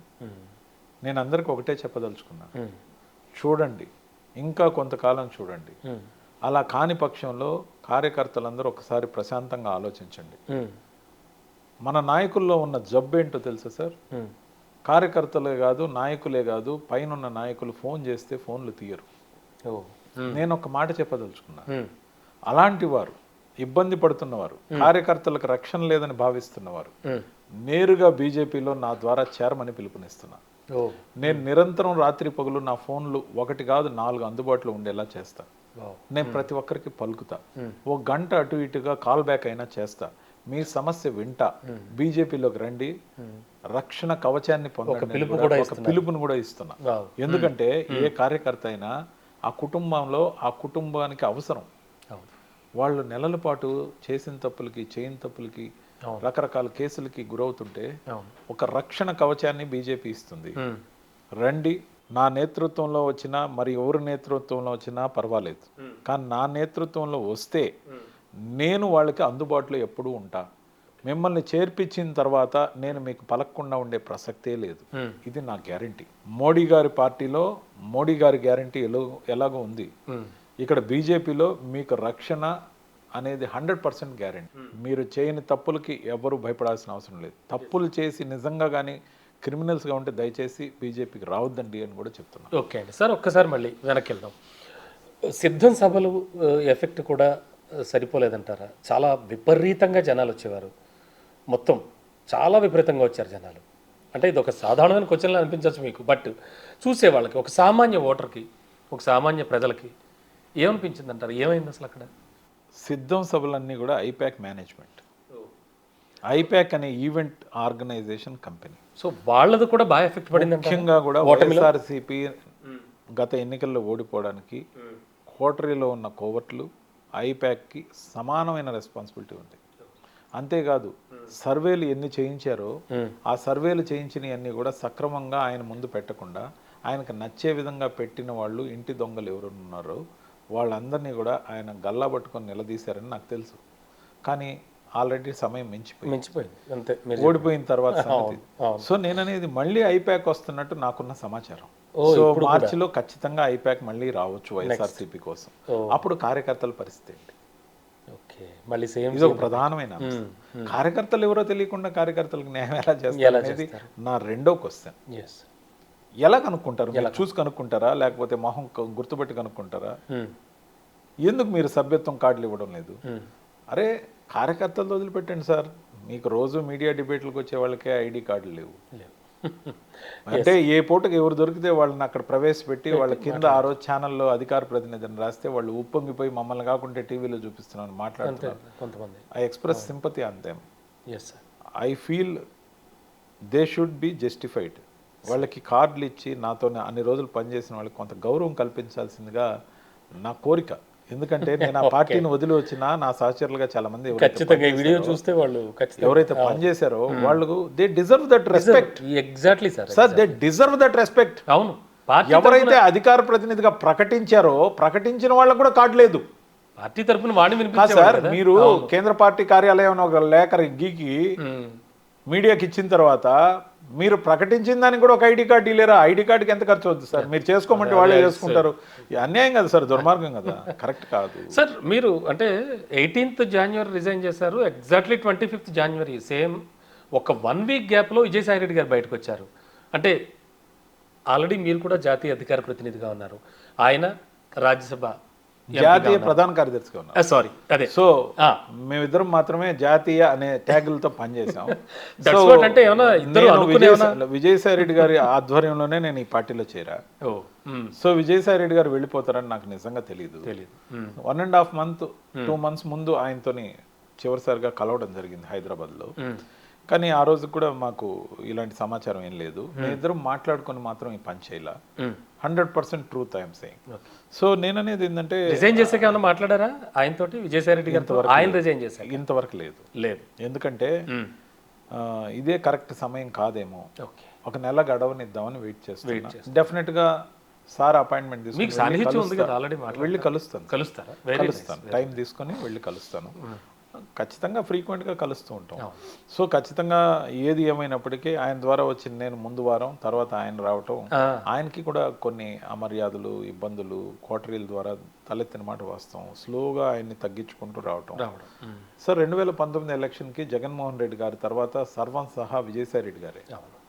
2024 ఎలక్షన్కి వచ్చేసరికి విజయసాయి రెడ్డి గారు 7 నియోజకవర్గాలకు పరిమితమై సార్ అవన్నీ చేసిన తర్వాత 2024 సంవత్సరానికి ఎలక్షన్ ఆయన డీల్ చేయకుండా కట్ చేసి 7 నియోజకవర్గాలకు పరిమితం చేసి ఆయన ఎలక్షన్ ఆయన ఫైట్ చేయాల్సిన పరిస్థితిలో, అది కూడా వేమిరెడ్డి గారితో తలపడమని, బాగా సాన్నిహిత్యం ఉన్న మిత్రుడితో తలపడమని పంపించారు చివరి నిమిషంలో. సో ఇవన్నీ కూడా, సో ఇదంతా కూడా కోటరీ యొక్క కుట్ర. ఆయన్ని ఫ్రీజ్ చేశారు, ఆయన సర్వీసెస్ని సరిగా వాడుకోలేదని అనిపించింది. సో ఖచ్చితంగా కూడా ఇంటర్నల్ పాలిటిక్స్కి ఆయన కూడా సన్యాసం తీసుకున్నారనేది నా ఉద్దేశం. కానీ నేనైతే విజయసాయి రెడ్డి గారు రాజకీయ సన్యాసం తీసుకుంటారంటే నమ్మను.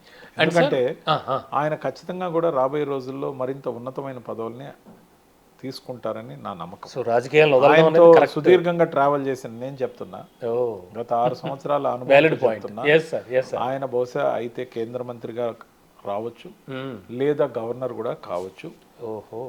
ఖచ్చితంగా కూడా ఆ విధంగా జరుగుతుందని నేను నమ్ముతాను. ఎస్ సార్, మంచి ఇన్ఫర్మేషన్. అండ్ సార్, సరే విజయసాయి రెడ్డి గారి పోక, మరి శైలజానాథ్ గారు రాక, ఆ తర్వాత కొంతమంది పేర్లు వినిపిస్తున్నాయి. రఘువీరారెడ్డి గారు కానీ, అరుణ్ కుమార్ గారు కానీ, ఉండవల్లి గారు కానీ, ఇలా కొంతమంది సీనియర్స్ పేర్లు వినిపిస్తున్నాయి సార్. ఇంకా కూడా కొన్ని పేర్లు మీడియాలో చూస్తున్నాం.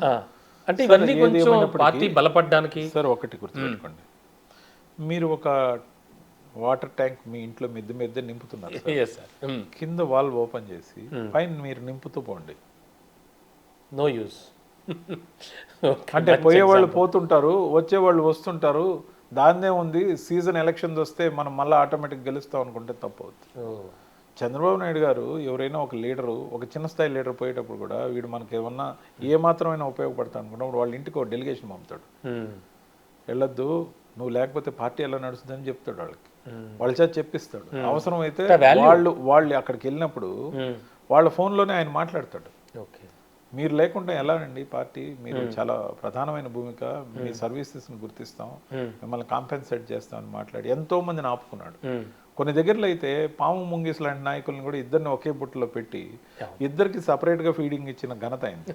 అలాంటి రాజకీయ చాణక్యాన్ని ఎదుర్కొంటున్న వైఎస్ఆర్సీపీ పోయేవాళ్ళు పోనీ, వచ్చేవాళ్ళు వస్తారు, ఉండేవాళ్ళు ఉంటారు, పోయేవాళ్ళు పోతారంటే so there is no use sir. అట్లా సీనియర్స్ వచ్చిన దాన్ని ఏమంటారో తెలుసా సార్, ఎవరు పోతే నాకేంటి అనే భావజాలం ఎట్లా వస్తుందంటే చివరికి మనకి ఉన్నది ఎంతమంది అని కౌంట్ చేసుకునే దానికి కారణం ప్రజల్లో ఉన్న జనాకర్షణ అనే ఒక్కదాన్నే నమ్ముతున్నారు కానీ రాజకీయం చేయటం లేదు. రాజకీయం అందుకే నేను జగన్మోహన్ రెడ్డి గారిని గొప్ప ప్రజాకర్షణ కలిగిన నాయకుడిగా ఈ రోజుకి ఉన్నాడు, రేపటి ఎలక్షన్కి కూడా ఉంటాడు. కానీ రాజకీయ నాయకుడు కాలేకపోతున్నాడు. కానీ సమకాలీన రాజకీయాల్లో పర్ఫెక్ట్గా రాజకీయం చేయాలంటే రాజకీయానికి అలవాటు పడాలి. మీ ముందున్న ప్రధాన ప్రత్యర్థి మామూలు రాజకీయ నాయకుడు మెచ్యూరిటీ రాలేదు సార్, మామూలు రాజకీయ నాయకుడు కాదు సార్. కాదు సార్, జగన్మోహన్ రెడ్డి గారికి అంత మెచ్యూరిటీ రాలేదు. మెచ్యూరిటీ కాదు సార్, ఆయన ఎక్కువగా జనాల్ని డైరెక్ట్ గా నమ్ముతాడు. జనాలు ఎప్పుడు డైరెక్ట్ గా కాంటాక్ట్ కారు సార్. ప్రతి 10 మందికి ఒక గ్రూప్ లీడర్ లాగానో, లేకపోతే ప్రతి గ్రూప్ లీడర్ కి ఒక వర్గ నాయకుడు లాగానో, లేకపోతే నాది పలానా వర్గం అనో, లేకపోతే పలానా మండలం అనో, ప్రతి గ్రామంలో ఒక నాయకత్వం ఉంటుంది. ఆ నాయకత్వంలో ఉన్న వాళ్ళందరూ పోతుంటే నాకు జనం ఉన్నారని అనుకోవడం అనేది పొరపాటు అవుతుంది. సో ఆయనకి నేను చెప్పేంత తోడిని కాదు, కానీ నేను ఇచ్చేది ఏంటంటే ఒకే ఒక్క సూచన, ఖచ్చితంగా కూడా రాబోయే రోజుల్లో పోయేవాళ్ళు పోనీ అని మాత్రం అనుకోకూడదు. కారణాలు వెతకాలి, రానిమని అనుకోవచ్చు కానీ పోనీకూడదని ఆయన కోరుకోవాలి. షూర్ సార్, ఖచ్చితంగా ఇది నా సూచన. కానీ ఆయనకి సూచన ఇచ్చే హక్కు నాకు లేదు, నేను ఆ పార్టీలో లేను. అందుకే నేను పిలుపునిచ్చా, రండి బీజేపీలో చేరండి. బీజేపీ దేశం కోసం ధర్మం కోసమే పనిచేస్తుంది. దేశభక్తిని చాటుకుంటున్న పార్టీ. ఈ రోజున 16 రాష్ట్రాల్లో అధికారంలో ఉన్న పార్టీ, మరో 6 రాష్ట్రాల్లో ఎన్డీఏ అలయన్స్ తో ఉన్న పార్టీ, అత్యంత బలీయమైన పార్టీ. నేను చేరిన రోజు కూడా స్పాట్ లో నాకు పురంధేశ్వరి మేడం గారు, సత్యకుమార్ గారు సమక్షంలో వెంటనే డిజిటల్ సభ్యత్వం ఇచ్చి నా క్రమ సంఖ్య నాకు ఇచ్చారు. ఆ క్షణమే నాకు ఐడి కార్డు ఏర్పడింది. Within no time 5 minutes లోపల, 2 minutes లో ఇన్ఫాక్ట్ నా సభ్యత్వం రిజిస్టర్ ఐడి కార్డు. సార్, ఈ డిజిటల్ ఐడి కార్డుని రూపొందించడం చాలా సింపుల్ యాప్. మీరు దాన్ని అలవర్చుకోకపోవడం తప్పు ఖచ్చితంగా. అందుకే చెప్తున్నా, మీకు గ్యారంటీ ఇచ్చే నరేంద్ర మోడీ గారు ఉన్నారు, అమిత్ షా గారు ఉన్నారు. మీరు బీజేపీలో సురక్షితంగా ఉంటారు. బీజేపీ వైపు చూడండి. ఎవరి ద్వారా జాయిన్ అయినా తప్పు లేదు, బీజేపీలోకి రండి. అలాగే నాతో కలిసి కానీ వస్తే నేను మీకు రెస్పాన్సిబుల్గా, అనుసంధానకర్తగా, మీరు పిలిస్తే పలికేవాడిగా, మీరు ఫోన్ చేస్తే బదులు ఇచ్చేవాడిగా, మీ రిప్రజెంటేటివ్గా నేను ఉంటాను. కాబట్టి దయచేసి బీజేపీలో గురించి రావడం గురించి ఆలోచించండి అని పిలుపునిస్తున్నాను. ఖచ్చితంగా సార్. అంటే మనం మాట్లాడుకున్న ఈ మాటలు మొత్తం ఓవరాల్ ఈ ఎపిసోడ్లో చూస్తే కనుక ఎక్కువగా కోటరీకి సంబంధించి చాలా ఎక్కువగా చెప్పారు మీరు. అంటే ఎక్కువగా చెప్పడం మీన్స్ అక్కడ ఉన్నవి ఉన్నట్టుగా చెప్పారు. సరే, అంటే వ్యక్తిగతంగా జగన్మోహన్ రెడ్డి గారు చాలా మంచి వ్యక్తి, ఒక పొలిటీషియన్ కాదు, లౌక్యం తెలియని వ్యక్తి అంటున్నారు. మరి అంత మిమ్మల్ని గుర్తించి, మిమ్మల్ని గుర్తుపట్టి, మిమ్మల్ని కొనసాగించడానికి కూడా ఆలోచించే జగన్మోహన్ రెడ్డి గారు ఇన్ ఫ్యూచర్ పిలిస్తే మళ్ళీ పార్టీ మారడం కానీ, ఒకసారి ఆల్రెడీ మీరు చెప్పారు నాకు ఈ సమాధానం, కాంగ్రెస్ నుంచి బయటకు వచ్చాను, మళ్ళీ వెళ్ళే ప్రసక్తి లేదని. ఎందుకంటే మీకు జగన్మోహన్ రెడ్డి గారి మీద వ్యక్తిగతంగా ఎటువంటి ద్వేషం లేదు. సో అంటే కొండొకచో కొద్దిగా అక్కడక్కడ ఆయన మీద కొంచెం కార్నరే ఉంది, మంచి కార్నరే ఉంది. మరి నేపథ్యంలో ఫ్యూచర్లో ఒకవేళ ఏదైనా జరగచ్చు, మీరు మళ్ళీ అటువైపు వెళ్ళే ఛాన్స్ ఏమైనా ఉందా? జగన్మోహన్ రెడ్డి గారు మంచి వ్యక్తి, జగన్మోహన్ రెడ్డి గారు లౌక్యం లేని వ్యక్తి. జగన్మోహన్ రెడ్డి గారితో శత్రువు వెళ్ళి మాట్లాడినా కరిగిపోతాడు మాట్లాడితే. అవునండి, కానీ మాట్లాడినిచ్చేది ఎవరు? మళ్ళీ come back to coterie. So అంతేకాకుండా జగన్మోహన్ రెడ్డి గారు రాజకీయ నాయకుడు కాదు. రాజకీయాల్లో గెలుపోవటములు నిర్ణయించేది రాజకీయంతోనే. ప్యూర్ చరిష్మాతో ఒకసారి గెలవచ్చు, రెండోసారి గెలవాలనుకుంటే ఉత్త anti incumbency plus charisma is not sufficient. ఖచ్చితంగా రాజకీయం ఆడాల్సిందే. మీరు వచ్చే వాళ్ళని ఎంత ప్రాధాన్యతతో తెచ్చుకుంటున్నారో ఉండే వాళ్ళల్లో ప్రభావశీలంగా ఉండే వాళ్ళని పోగొట్టుకోవద్దు. మీరు అడిగిన క్వశ్చన్, మళ్ళీ మీరు జగన్మోహన్ రెడ్డి గారితో కలిసి ఆ పార్టీలోకి వెనక్కి వెళ్తారా? నేను 99% కాదు 100% చెప్తున్నా, వదిలి వచ్చిన పార్టీకి వెనక్కి వెళ్ళడం జరగదు. వెళ్ళే ప్రసక్తే లేదు. ముఖ్యంగా అభిమానం ఉండొచ్చు, ఆయన అంటే గౌరవం ఉండొచ్చు, గ్రాటిట్యూడ్ ఉండొచ్చు. కానీ కొత్తగా చేరిన పార్టీ జెండా పట్టాక ఆ జెండాని విడాల్సిన అవసరం ఇంకా జీవితానికి ఏర్పడదని నమ్ముతున్నా. ఎందుకని నమ్ముతున్నానంటే ఇది దేశభక్తికి సంబంధించిన అంశం. అవును. నేను చెప్పిన అంశాలు అది బాగా ప్రభావితం చేస్తుంది మిమ్మల్ని. సీనియర్లుగా పెద్ద వయసులో ఉన్న నరేంద్ర మోడీ గారు, అమిత్ షా గారితో ఫోటో దిగడమే గౌరవంగా భావిస్తున్నా సార్. అవును. అవును. ఇంకా అంతగా ఆకర్షింపబడ్డ నేను అవును. సంఘ్ యొక్క భావజాలాన్ని, బీజేపీ యొక్క సిద్ధాంతాల్ని, దేశానికి చేస్తున్న మేలుని, మన రక్షణ వ్యవస్థ గురించి తీసుకున్న నిర్ణయాల్ని, సార్. మన దేశానికి ఉన్న అప్పును తీర్చిన వైనాన్ని, ముఖ్యంగా నోట్ల రద్దు ద్వారా వచ్చిన బెనిఫిట్స్ని, అనేక అంశాలు నేను చెప్పాలి సార్. ఈ దేశానికి అర్థమయ్యే విధంగా చెప్పాలి. అవి డిబేట్ల ద్వారా చెప్పొచ్చు, ఇంటర్వ్యూల ద్వారా చెప్పొచ్చు. రాబోయే రోజుల్లో పాత పార్టీ వాసనలు లేకుండా కేవలం బీజేపీ దేశానికి చేస్తున్న అంశాల గురించే చెప్పాలనేది నా ఆలోచన. ఈ బీజేపీ అనే సిద్ధాంతాన్ని నరంలోకి ఎక్కించుకోవడంతో పాటు ప్రతి ఒక్కరికి అర్థమయ్యే విధంగా, ప్రతి ఒక్కరూ బీజేపీకి మనం ఎందుకు జాయిన్ కాలేదు ఇన్ని రోజులని ఆలోచించే విధంగా తయారు చేయాలనేది నా ఆలోచన. చాలా స్ట్రాంగ్గా ఉన్నారు. Exactly sir. And one more thing, అంటే last but not least sir, ఇప్పుడున్నటువంటి కండిషన్లో మొత్తం ఓవరాల్గా చూసుకుంటే కనుక ఎవరు పార్టీ మారినా, ఎవరు ఏ పార్టీ నుంచి ఏ పార్టీలోకి వెళ్ళినా కూడా, అవి ప్రాంతీయ పార్టీలు కావచ్చు, జాతీయ పార్టీలు కావచ్చు, ఒక హామీ, ఒక భరోసా, అంటే ఖచ్చితంగా, అంటే మీరు ఆల్రెడీ ఒక మంచి పొజిషన్లోనే ఉన్నారు. జాతీయ ప్రధాన కార్యదర్శిగా పనిచేసినటువంటి దాంట్లో ఉన్నారు మీరు. అలాంటి హామీ ఏమన్నా, అలాంటి భరోసా ఏమన్నా, అంటే సంథింగ్ మీకు కూడా మనసులో ఒక ఎమ్మెల్యేనో, ఎమ్మెల్సీనో, ఒక ప్రజాప్రతినిధిగా ఫీలింగ్ ఉంది. సో అలాంటి భరోసా ఏమైనా వచ్చిందా సార్? నేను మాటల ద్వారా మనసులు గెలుస్తున్నా. ఎస్. పనితీరు ద్వారా అభిమానాన్ని పెంచుకుంటున్నా. నాకు ఇచ్చే కార్యక్రమాలు గట్టిగా చేస్తాననే పేరు కూడా తెచ్చుకుంటా. ఇక్కడ కూడా గతంలో కూడా తెచ్చుకున్నా, ఇక్కడ కూడా తెచ్చుకుంటా. కాలక్రమేణా నేను చేసే పనితీరు నచ్చి, నేను చేసే విధానంలో ఉన్న చిత్తశుద్ధిని గమనించి పదవులు వాటంతట అవే రావాలని నేను కోరుకుంటా. పదవులు వద్దు నేను ఏ రోజు చెప్పను. పదవుల ప్రామాణికత ఎందుకు ఉంటుందంటే, ఆ పదవి వచ్చినప్పుడు మరి మనం ఇంకో నలుగురికి మేలు చేయగలం, మన చుట్టూ ఉన్న వాళ్ళకి ఏదో ఒక మేలు చేయగలం. దాని తర్వాత అనేక రకాలుగా వ్యవస్థీకృతంగా పార్టీ కార్యవర్గం, ఈరోజు మీరు చూడండి, ఎమ్మెల్యేలు ఉన్నారు, ఎమ్మెల్యేలు అందరూ మంత్రులు కాలేరు, మంత్రులు ఉన్నారు, మంత్రులు లెవెల్ వరకు ఉండడంతో పాటు కేబినెట్ సమావేశాల్లో రిజల్యూషన్స్ పాస్ చేయగలరు. నేను చైర్మన్గా ఉన్నా, నా కమిటీని నేను చర్చించుకునేదానికి వెసులుబాటు ఉండింది. ఆ కమిటీ ద్వారా, ఆ చైర్మన్ గిరి ద్వారా కొంత మేలు చేసే అవకాశం ఉండింది. నేను ప్రభుత్వం తరపున జర్మనీ కూడా వెళ్ళి రావడం జరిగింది. సో ఇవన్నీ గొప్ప అవకాశాలు. ఇలాంటి ఎప్పుడు జరగాలన్నా దైవలిఖితం, నాయకుడి యొక్క ఆశీర్వాదం, మన పనితీరు, మన పట్టుదలతో చేసే అసైన్మెంట్స్ని విజయవంతం చేస్తూ మనం వాళ్ళ మనసులు గెలుస్తూ పనితీరుతో గెలవాలనేది నా ఆలోచన. సో అది తప్ప ఇంకా అంతకంటే సార్ నేను ఏ అష్యూరెన్స్ తోనూ రాలా. నేను సింపుల్ గా ఇంకో మాట కూడా చెప్పాను. 2 సంవత్సరాల పాటు నేను ఒక్క పదవి కూడా నా నోరు తెరిచి నేను అడగనని చెప్పా. దాంతో పాటు వాళ్ళంతట వాళ్ళు ఇస్తే మంచి గౌరవం ఇచ్చినట్లే. అలా కాకపోతే 2 సంవత్సరాల వరకు నన్ను చెక్ చేయమని, నా సిన్సియరిటీని గమనించమని, ఇన్ బిట్వీన్ నాకు పనివ్వమని, అది ఏ రాష్ట్రంలో ఇచ్చినా పనిచేస్తానని, అంతగా కష్టపడ్డ తర్వాత నా పనితీరును గమనించిన మీరు సముచిత రీతిలో నాకు ఎక్కడో ఒక దగ్గర స్థానం ఇవ్వమని మాత్రం అడిగా. Super sir, super sir. మొన్నటి వరకు కూడా ఆల్మోస్ట్ ఆల్ టీడీపీని కానీ జనసేన కానీ విపరీతంగా విమర్శించి వాళ్ళ మీద వాగ్బాణాలు సంధించిన రవిచంద్రారెడ్డి గారు ఇవాళ రోజున బీజేపీలో ఉండడం వల్ల ఖచ్చితంగా కూటమి విధి విధానాలను బట్టి వారికి సపోర్ట్ గానే మాట్లాడాల్సి వస్తుంది. అంటే ఇక్కడ ఏమైనా దానికి కూడా ఇబ్బంది ఉంటుందండి, అలా ఏమైనా అనిపిస్తుంది కట్టుగా? ఇప్పుడు నేను ఉన్న పార్టీ బీజేపీ యొక్క సిద్ధాంతం నాకు ఎంత ప్రధానమైన అంశమో, బీజేపీ అలయన్స్ పార్ట్నర్స్ ని కాపాడడం కూడా నా బాధ్యత అయిపోతుంది. ఆబ్వియస్లీ అంతే, పార్టీ లైన్. అవును. సో ఆ పార్టీ లైన్లో వాళ్ళు తప్పు చేసినా కూడా నేను డిఫెండ్ చేయాలి. వాళ్ళు జరుగుతున్నవి కొంచెం ఎక్కువగా ఉన్నప్పుడు వాళ్ళ దృష్టిలో సున్నితంగా సూచన రూపంలో మాత్రమే ఇవ్వాలి, లేదా నా పార్టీ ద్వారా వాళ్ళకి తెలియజేయాలి. అంతవరకే. అంతేకాదు, గతంలో నేను చంద్రబాబు నాయుడు గారి గురించి, పవన్ కళ్యాణ్ గారి గురించి చాలా హార్ష్గా మాట్లాడిన మాటలు, అప్పుడప్పుడు లోకేష్ గారి గురించి మాట్లాడిన మాటలు కూడా చాలా గట్టిగా మాట్లాడిన వర్డ్స్ ఏవైతే ఉన్నాయో వాటిని నేను విత్డ్రా లేను, కానీ వాటికి క్షమాపణలు చెప్పాలని వాళ్ళ అపాయింట్మెంట్ కోసం ఆల్రెడీ ప్రయత్నం మొదలైంది. నిన్న కూడా ఒక మీడియా ముఖంగా, ఇప్పుడు కూడా మన మీడియా ముఖంగా నేను చేసే అప్పీల్ ఏంటంటే, పవన్ కళ్యాణ్ గారిని, చంద్రబాబు నాయుడు గారిని, నారా లోకేష్ గారిని నేను అపాయింట్మెంట్ అడుగుతా. టు గెట్ ఎనీథింగ్ కాదు, to express my sincere apologies for my earlier words.